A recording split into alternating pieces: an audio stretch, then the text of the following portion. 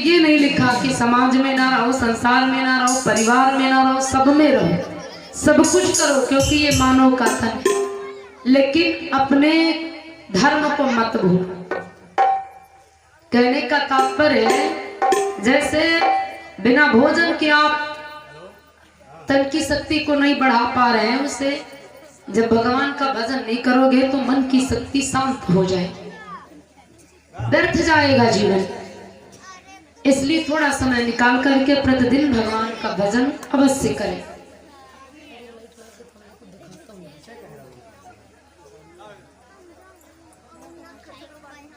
तो आइए भगवान के सुंदर चरित्रों की तरफ। माँ भगवती जगत जननी जगदम्बा भवानी जी भोलेनाथ से कथा श्रवण कर रही हैं। भोले बाबा ने भवानी जी को कथा श्रवण कराया। मेरे राम जी का वन गमन हो, दोपहर के समय में राम जी बन गए।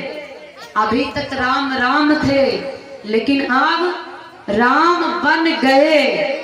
दो अर्थ निकल रहे हैं कि अभी तक साधारण राम थे, लेकिन अब राम बन गए हैं, क्योंकि राम जी बन को गए हैं। जब कोई आज्ञा का पालन करता है, किसी का सम्मान बढ़ाता है, तभी तो उसकी महिमा गाई जाती है। जब कोई परिश्रम करता है, तो राम जी अपने माता पिता के वचनों को मान करके 14 वर्षों के लिए वन गमन किया। मैया भैया के साथ, सुमंत जी के साथ रथारूढ़ होते हैं। प्रथम दिवस मेरे राम तमसा नदी पर विश्राम करते हैं। वहीं पर माया रूपी निंद्रा, क्योंकि मेरे राघव के साथ में जितनी प्रजा अयोध्या की चलने लायक थी, बूढ़े और बालकों को छोड़ करके अन्यथा जितनी प्रजा थी सब पीछे पीछे राम जी के चल दिया। राम जी ने मन में सोचा, वन तो हमारा हुआ है, सभी का तो हुआ नहीं, और ये यदि सारा अयोध्या का राज्य मेरे साथ चल दिया तो फिर जहां हम रहेंगे वहां तो अयोध्या ही चली जाएगी। इसलिए भगवान ने निंद्रा रूपी माया छेड़ी और सभी प्रजावासियों को माया रूपी निंद्रा देते हैं। रातों रात फिर मेरे राम जी मंत्री सुमंत के साथ रथारूढ़ होकर के प्रस्थान कर देते हैं। जाकर के मेरे राम श्रृंगेरपुर में पहुंचते हैं। गुरु निषाद से मिलन होता है। वहीं पर मेरे राम श्रृंगेरपुर में वट वृक्ष से दूध निकाल करके जटाएं बनाते। इस भाव को जब सुमंत देखता है, वह तो फूट फूट करके रोता है। वाह अभागा सुमंत, अरे एक तू ही तो था कि कभी इन बालकों को घोड़े पर बिठा करके अयोध्या का भ्रमण कराया करता था, लेकिन इतना बड़ा अभागा निकला कि वन छोड़ने में भी तू ही काम आया। सुमंत जी महाराज इस दशा को देख करके रोते हैं। राम जी ने मन में भी विचार किया कि ये सुमंत मेरे साथ में, ये अवस्था को देख नहीं पाएंगे, इनको सहन नहीं होगा, इसलिए इनको यहीं से वापस करो। रात भर भगवान श्रृंगेरपुर में रहते हैं, वट वृक्ष के शीतल छाया में विश्राम करते हैं। भैया लक्ष्मण बैठे होते हैं सेवा के लिए। गुरु निषाद से कुछ सत्संग होता है सुख और दुख के बारे, क्योंकि जब वो आया निषाद और नगर के वासियों ने देखा कि सुंदर राजकुमार दो और उनकी एक नारी, ऐसी परिस्थिति में अरे कितनी दुष्ट नालायक माता पिता हुई जो अपने बच्चों को घर से बेघर कर दिया बहू के समय। लक्ष्मण जी जब आप शब्द सुने अपनी अयोध्या के तो बोल पड़े, देखो भैया ऐसा मत कहो, सब समय की बात है, कब किसका समय पलट जाए इसका कुछ पता नहीं है। जो भजन गाते हैं, पल से पल में क्या हो जाए, इस अनमोल शरीर का कुछ पता नहीं तकदीर का, कितनी टाइम क्या हो जाए कुछ पता नहीं, समय की बात है। भैया लक्ष्मण जी समझाते हैं। सुबह का समय होता है, मेरे राम जी श्रृंगेरपुर से प्रस्थान करते हैं। दोनों भाई मैया के साथ सुमंत के साथ रथारूढ़ होकर के गंगा नदी तक आए। जब राम जी गंगा नदी तक आए, अब हाथ जोड़ करके कहने लगे, सुमंत मंत्री आप पिता तुल्य हैं, इसलिए मेरे वचनों को माने। पुत्र निवेदन करता है कि आप यहीं से अयोध्या वापस चले जाएं। सुमंत कहने लगे, देखिए राघव, मैं ऐसे नहीं जा सकता। तुम्हारे पिता आते आते कहा था कि मेरे बच्चों को दिखा करके वापस कर लाना 1-2 दिन में, क्योंकि मेरे सुकुमार, मेरे राम कमल की पराग पर सोने वाले ये पैदल यात्रा कैसे कर सकते हैं, वो भी 14 वर्षों के। मेरे सलोने सुकुमार हैं और मेरी बहू जानकी एक राजा की राजकुमारी है और एक राजा की राजवधू है। ये कैसे बन बन भटक सकती है, इसलिए मेरा कहना मानना सुमंत, वापस ले आना। राघव से कहा, राघव मेरे साथ अयोध्या चलो। राघव ने माता पिता के वचनों को कह करके पुत्र का धर्म समझाया और सुमंत से अयोध्या जाने को इनकार कर दिया। भैया लक्ष्मण कम से कम तुम तो चलो। भैया लक्ष्मण कहने लगे, देखिए मंत्री, जहां मेरे माता पिता हैं वही पुत्र का काम है, वही पुत्र का घर है। अब अयोध्या में मेरा कौन है जो मैं अयोध्या लौट करके जाऊं? मेरे माता पिता मेरे साथ हैं, मुझको सारा सुख इन्हीं के साथ है, मैं नहीं जा सकता। देवी जानकी कम से कम तुम तो वापस चलो। जानकी मैया ने जब जानकी से कहा, सुमंत ने, जानकी मैया ने पति व्रत धर्म की कथा सुनाई कि मैं चल तो देती अयोध्या, लेकिन विचार करो जिस नारी का पति जिस स्थान पर है उसको सारे सुख उसी स्थान पर है। अब अयोध्या में मेरा क्या है? जहां मेरा पति है वही मेरा घर है। हम अयोध्या जाने में मजबूर हैं। मंत्री सुमंत मजबूर हो गए। मजबूर होकर के अपना रथ वापस कर लेते, भगवान गंगा नदी के तट पर आ जाते, खड़े हैं। अब भगवान भोले बाबा कथा सुना रहे, भवानी जी सुन रही हैं। राघव मेरे केवट से नैया मांग रहे पार जाने के लिए, जो तीनों लोगों का मालिक है। बड़ी विचित्र मार्मिक कथा है भक्त और भगवान की। तीनों लोगों के जो मालिक हैं वो गंगा नदी के किनारे खड़े, और 2 टके की नौकरी करने वाला नाविक उससे मेरे राम नैया मांग रहे हैं। भैया गोस्वामी जी ने लिखा कि मांगी नाऊ न केवट आना,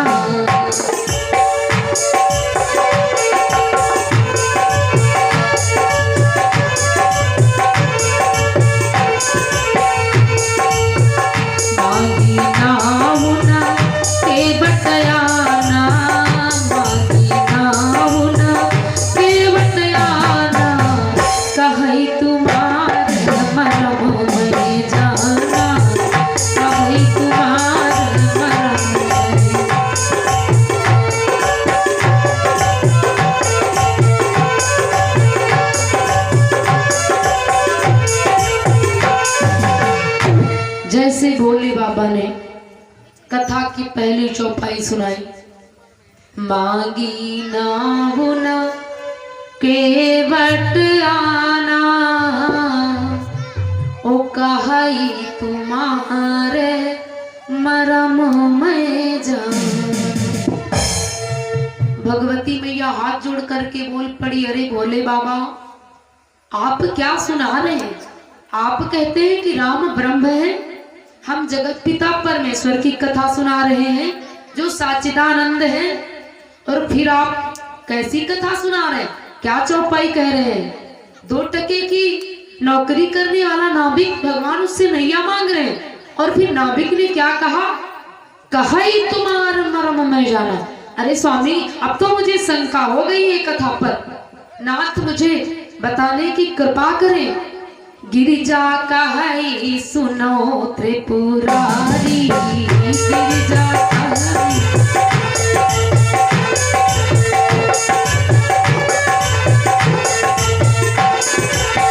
गिरिजा कहई सुनो त्रिपुरारी, गिरिजा कहई सुनो त्रिपुरारी, शंका प्रबल प्रचंड हमारी, शंका प्रबल प्रचंड हमारी।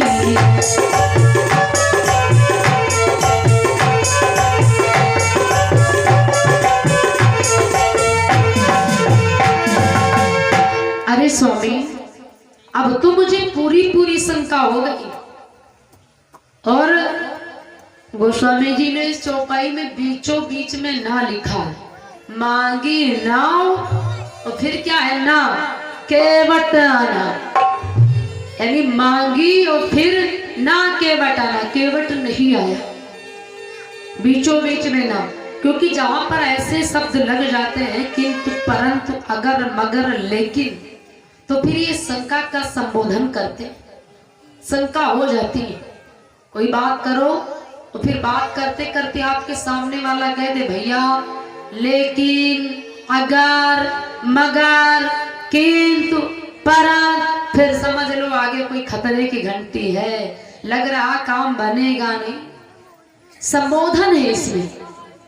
भगवती ने कहा रे स्वामी, जब वो जो ब्रह्म ने नैया मांगा तो फिर केवट आया क्यों नहीं, क्या कारण है?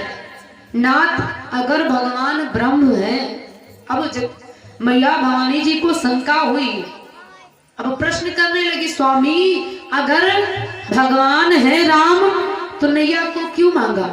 क्योंकि इन्होंने राजा बलि के यहाँ 3 पग भूमि मांगी कि 3 पैग मां 3 लोक, जब ना पिलिहिनी भगवान तो नाव बिना व्याकुल खड़े, तो ही कृपा निधन। जब अपने पग के द्वारा 3 लोकों को नाप लिया तो गंगा मैया तो 1 लोक में बह रही है, भगवान क्यों नहीं यह मांग रहे हैं? अरे स्वामी मुझे बताओ। भोले बाबा ने कहा देवी कारण है, भगवान को अकेले जाना होता तो चले जाते, लेकिन साथ में जानकी है। तो भवानी जी ने कहा जानकी है तो कौन बड़ी बात हुई, पत्नी ही तो है, कोई और है साथ में, अपनी पत्नी है। अगर वो जा सकते थे तो उपाय है, किसी उठाई गोद मान लेते, वो इतई उठाई उतई धरी देते। अरे कौन बड़ी बात है, अपनी पत्नी है गोदी में ले लेते और गंगा नदी को पार कर देते, क्यों नहीं आपको मांगा? तो मेरे भोले बाबा ने कहा रे भवानी, साथ में लक्ष्मण भी तो है। भवानी जी ने कहा लक्ष्मण है तो अपना भाई है, छोटा है। करी गही लखन लगौते पारा, ओ जईते उतरी गंग कही धारा। अरे जानकी जी को गोदी में ले लेते, लक्ष्मण की उंगली पकड़ लेते और गंगा नदी को पार कर देते, क्यों नहीं मांगा? क्या कारण है स्वामी? क्यों न कियो असी कृपा निधाना, और मांगी नाव ना केवट, क्यों भगवान ने ऐसा नहीं किया? स्वामी मुझे कथा श्रवण कराए। भोले बाबा मुस्कुराने लगे कि देवी तुम तो प्रश्न के ऊपर प्रश्न, प्रश्न के ऊपर प्रश्न, अरे उत्तर का मौका तो दो, तब हम तुम्हें उत्तर दें। तुम तो प्रश्न पर प्रश्न बोलती जा रही हो, जब मौका मिले तब तो फिर हम उत्तर दें। अब भवानी जी शांत हो गई, भवानी जी शांत हो गई। भोले बाबा कहने लगे देवी ध्यान पूर्वक कथा सुनो, तब समझ में आएगी बात। क्योंकि कभी कभी डॉक्टर जो दवा देते हैं, अगर टाइम चेंज हो गया, दोपहर वाली शाम को खा ली तो फिर रिएक्शन कर जाती है। तो भवानी सावधानी से सुनो, अगर बात समझ में नहीं आई तो फिर कल्याण नहीं होगा। ये ब्रह्म की चर्चा है और भक्त और भगवान का मिलन है। कहे तो हमारा और भगवान का मिलन है ये प्रसंग, बड़ा ही विचित्र है। भोले बाबा मुस्कुराने लगे, देवी धैर्य धारण करो, तुमने जितने प्रश्न किया हम सबके उत्तर देंगे। सुनो भवानी, जो तुमने कहा कि जानकी जी को गोदी में ले लेते, पहला प्रश्न सियई उठाई गोद मां लेते और इतई उठाई उधर देते। भवानी सुनो, मेरे राम मर्यादा पुरुषोत्तम है, रघुवंश मणि है, रघुवंश की मर्यादा को बढ़ाने वाले। और फिर ऐसी परिस्थिति में जानकी को गोदी में लेंगे और ले भी ले, लेकिन ऊपर कौन है? सूर्य नारायण। और मेरे राम जी सूर्यवंशी हैं, बाबा जी है रिश्ते में नारायण जी। और ऐसी परिस्थिति में कोई पोता अपनी नारी को गोदी में लेगा कि ऊपर तपी रहे सूर्य करारे, और साखी मुला गई बाबा हमारे, ऊपर तपी रहे सूर्य करारे।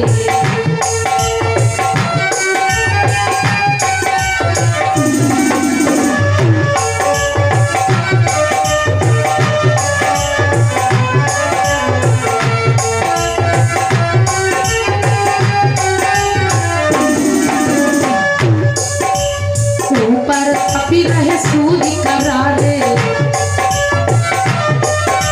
साखी मुला गई बाबा हमारे, ऊपर कापी रहे सूर्य करारे, साखी मुला गई बाबा हमारे।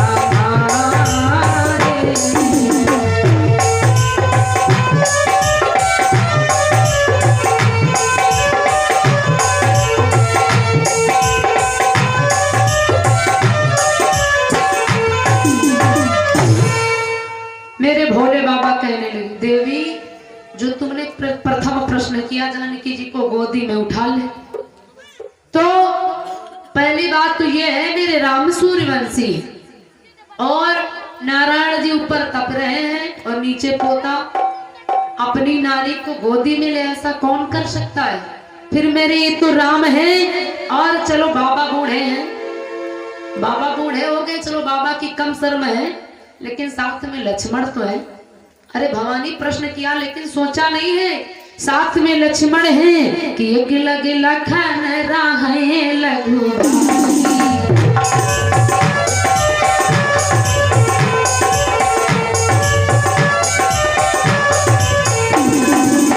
एक लग लखन राहे लघु भाई, एक लग लखन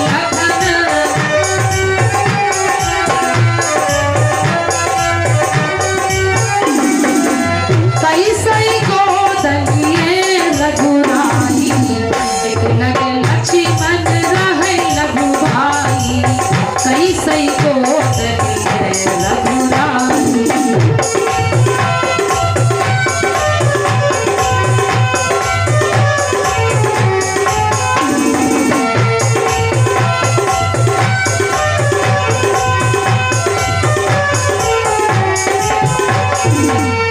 अरे भवानी साथ में छोटा भाई लक्ष्मण तो है, कैसे अपनी नारी को गोदी में उठा लिए और केवट भी साथ में है, एक लग केवट रहाई सुजाना, और चिता वही वो प्रभु प्रेम रस ध्यान।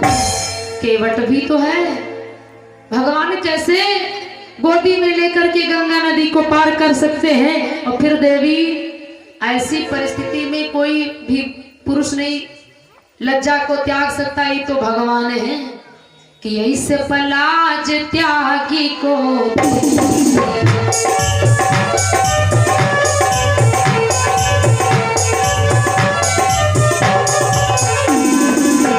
ऐसे पलाज त्यागी को देई, ऐसे पलाज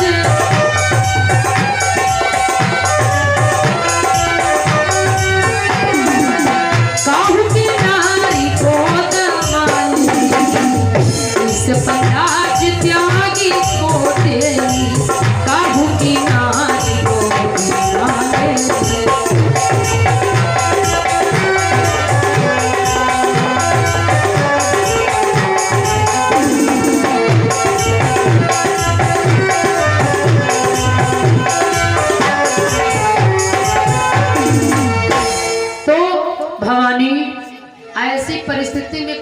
लाज त्याग पाएगा कि छोटा भाई भी हो और कोई गांव का भी हो और बाबा भी हो और कह दो भैया जी से अपनी नारी को गोदी में ले लो, कोई ले सकता है?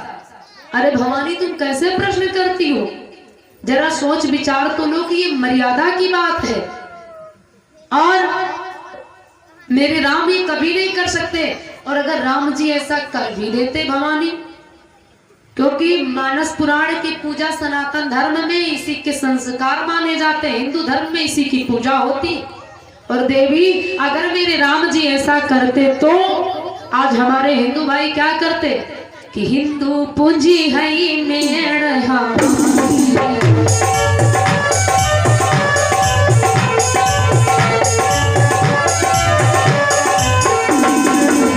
हिंदू पूंजी है मेड़ हमारी पूंजी है।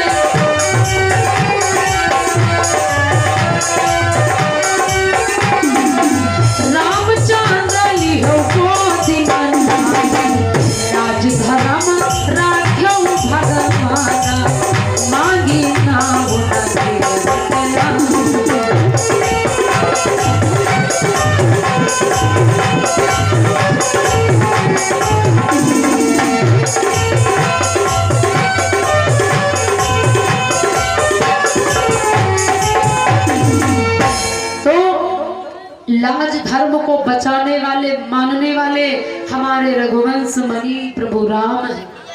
लाज धर्म राख्यो भगवाना और मांगी ना न के बटयाना। मेरे राम जी हिंदू धर्म की महिमा को बढ़ाने वाले। अब राम जी अगर ऐसा किए होते ना, जानकी जी को गोदी में लिए होते तो एक चौपाई बढ़ जाती मानस में।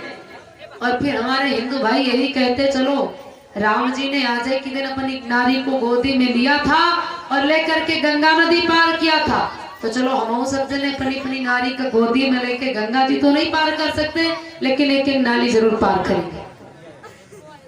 हाँ, तो ये मर्यादा से बात अलग हो जाती, ये मर्यादा से बात अलग थी, इसलिए मेरे राम जी ने ऐसा नहीं किया। लेकिन देवी हे भवानी, अरे भैया लेट दी हुई भगवान के भक्त। हाँ, अब सब कोई मान लो बैठ के सुनी हो या अपन लेट के सुनते हैं। अब जिनका राम जी जत्ते वाले बनाई वतन मत तो रही हो, कोई खाए उपाय जिनका जत्ते है वतन से वो काम कर रहा। हाँ, अब आप सबसे कह देंगे लेटो तो लेटबो तो न करियो, क्योंकि आप जानते हो कि हम कथा सुनाए हैं। अब इनका नहीं मालूम तो वह तो लेटे। हाँ, अभी सब इनकी महिमा है, अभी जाने इनका काम जाने। हाँ, लेटे दो भैया चुपचाप। आइए कथा पर ध्यान देते हैं। तो भगवान जानकी जी को गोदी में नहीं उठाए भवानी, लेकिन जो तुमने प्रथम गोस्वामी जी ने लिखा, देखिए प्रसंग से भटकना मत भैया, नहीं फिर समझ में बात नहीं आएगी। हाँ, क्योंकि जब तक वक्ता और श्रोता एक बंधन में बंधते नहीं हैं, प्रश्न उत्तर में फंसते नहीं, तब तक कथा का आनंद आता नहीं। हाँ, क्योंकि तन कहीं अलगे मन कहीं अलगे जियरा लगे आकाश, तो का है कल्याण नहीं है। इसलिए दोनों लोगों को एक में मिल जाना, क्योंकि यह सत्य का संग जो हम कह रहे हैं उसी में आप लगे रहे, कल्याण हो जाएगा भक्तों, समझ में आएगा। तो मेरे भोलेनाथ जी भवानी जी को समझाते, भवानी प्रथम तुम्हें हम ये बताएं कि जो भगवान ने मांगी नाव, भगवान ने नैया को क्यों मांगा, तुम्हें पहले हम ये बताएं। क्योंकि नैया मांगने का क्या कारण है, आखिर वो नैया किस चीज से बनी है, वो नैया कौन है जो भगवान नैया को मांग रहे। नहीं, जो तुमने कहा है बहुत सारे कारण हैं, भवानी तुम्हें विधिवत सुनाएंगे। भवानी मैया हाथ जोड़ करके बैठ गई, आनंद पूर्वक से कथा सुन रही है, भोले बाबा सुना रहे हैं। देवी सुनो, भगवान ने नैया क्यों मांगी, वो नैया कौन है। एक बार भक्तों कि एक बार सुरेश दरबार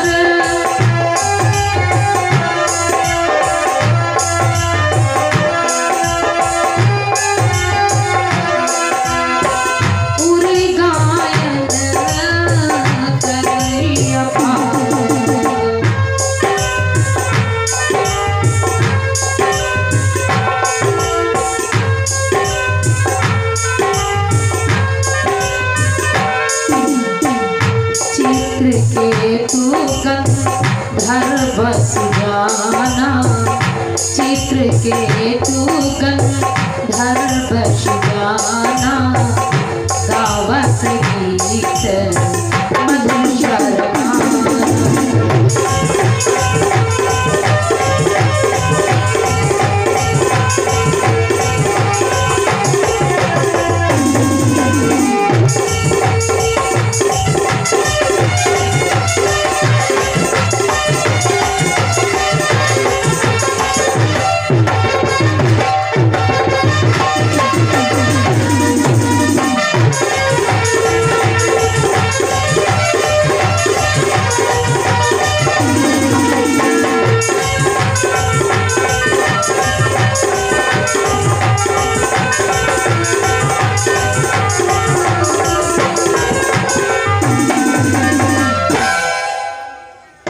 जो देवताओं का राजा इंद्र होता है, एक बार सुरेश दरबारा उर गायन सब करेंगे।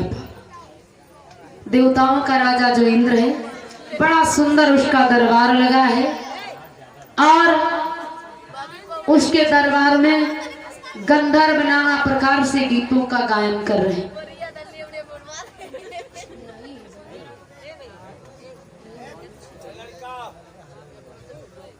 तो उसी दरबार में भक्तों दुर्वासा ऋषि जी महाराज भी हैं और वहां पर चित्रकेतु नाम का जो गंधर्व है वो गीतों का गायन कर रहा था और दुर्वासा ऋषि महाराज जी विराजमान है। चित्रकेतु भक्तों हुआ क्या कि गाते गाते वो स्वर से बेस्वर हो गया, गाते गाते स्वर से बेसुर हो गया। दो सुर व्यंग लगावत भयऊ दुर्वासा क्रोधित तब भय। दुर्वासा ऋषि महाराज को क्रोध आ गया। अरे चित्रकेत, तू कैसे गा रहा है? तुझे कुछ स्वर का अनुभव है, पता है? क्रोधित हो गए और श्राप दे दिए और ऐसा श्राप उसको दिए, बोले कि दियो श्राप मम अंगीकारा।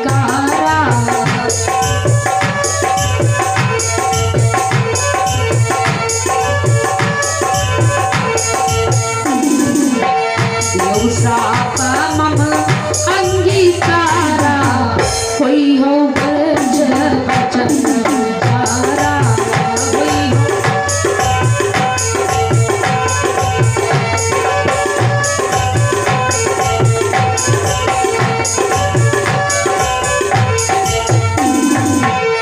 दुर्वासा ऋषि जी क्रोधित होकर के श्राप दे दिए। मुनि तब श्राप दीने और और चित्रकेतु तुम वृक्ष हो। हे चित्रकेतु तुम वृक्ष हो जाओ, तुम्हें गाने का अनुभव नहीं। चित्रकेतु ने जैसे सुना कि बाबा ने मुझे श्राप दे दिया, चरणों में गिर गया। महाराज आपने मुझे कैसे श्राप दे दिया, वृक्ष हो जाओ? अरे महाराज अब तो वाणी निकल ही चुकी और संतों के वचन भक्तों व्यर्थ नहीं होते। कभी भूल से भी संत का अपमान मत करना। संत कैसा भी हो, बने तो सीताराम कर लो, अन्यथा ना बने तो ना करो, लेकिन उसकी हंसी मत उड़ाओ। हाँ, क्योंकि आप में वो दृष्टि नहीं है जो दूसरे के चरित्रों को पहचान सके। क्योंकि जब तक सानिध्य में नहीं जाओगे, संगत नहीं करोगे, किसी के चरित्रों का पता नहीं लगा पाओगे। इसलिए कहा महाराज हमें पता है आप संत शिरोमणि हैं, आपने मुझे श्राप दे दिया तो मुझे श्राप तो लग ही चुका, लेकिन महाराज कुछ उद्धार का तो मार्ग बताओ, मेरा उद्धार कब होगा? दुर्वासा ऋषि महाराज को दया आ गई। शरणागत आने पर क्षमा करना चाहिए। अपराधी कैसा भी हो, लेकिन अगर चरणों में गिर जाए, आपसे क्षमा मांगे तो एक बार उसे क्षमा करना चाहिए। दुर्वासा ऋषि जी को दया आ गई। चित्रकेत तुम वृक्ष बनोगे, ये मेरा श्राप है, लेकिन तुम्हारे उद्धार का मार्ग ये है कि केवट तुमरो वृक्ष कटई है, वृक्ष कटाई नऊ सावन वही